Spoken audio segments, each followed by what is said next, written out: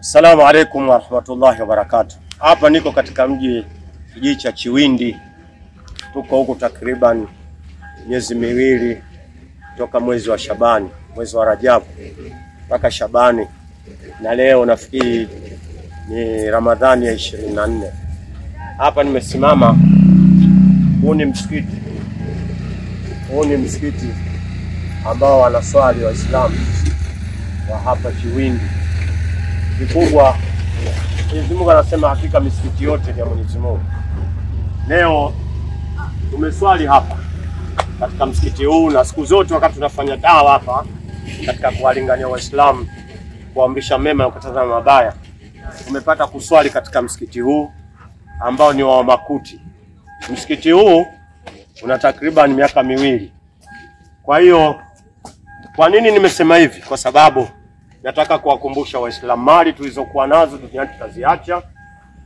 Watu wanaenda kufanya mambo makubwa, wanatoa mapesa yao.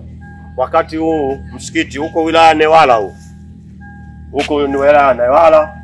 Kwa hiyo tunakuombeni watu ambao mna sadaka zenu,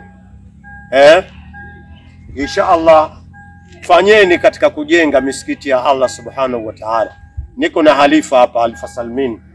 Wallahi leo tumeona tuchukue video yetu wafahamisha Waislamu wa ulimwengu mzima kwamba hii ndiyo hali ya Waislamu hapa Chiwindi, na watu matajiri sijui wanapeleka wapi pesa zao. Hawa sasa hivi ndio wanajenga, kuna tofali zao wamefyatua, lakini miaka yote msikiti wao wanafanya. Fikiri Idi watakayoswali hapa itakuwa ni Idi yao ya 8 au ya 9 katika msikiti huu. Kwa hiyo tukuombeni nyinyi wenye pesa zenu mnaituangalia, sehemu hizi zote za kuleta hizi, tutapita duniani, tunapita tu miaka 60-70 unaondoka, unakufa na hela, wakati nyumba kama hizi natakiwa kufanywa. Mvua ikija, imekuja juzi mvua hapa, tumeswali na mvua hapa katika msikiti huu. Kwa nataka nikuombeni Waislamu wote tushirikiane wallahi, ili tuweze kuimarisha misikiti. Sisi tunafanya kazi ya Allah kuambisha watu wakataza mabaya. Uwezo wa kujenga misikiti, mali ya kujenga misikiti hatuna. Tunafanya kazi sisi kwa shida. Kwa hiyo tunawaambieni nyinyi wenye pesa zenu, njoni wilaya Newala, ulizeni kijiji cha Chiwindi, mje muwekeze pesa zenu kwa Allah. Allah anasema in tansurullaha yansurukum wa yuthabbit aqdamakum. Inshallah namuomba Allah subhanahu wa ta'ala kila atakayeona video hii inshallah aweze na yeye kuwajibika kwa kiasi anachotaka.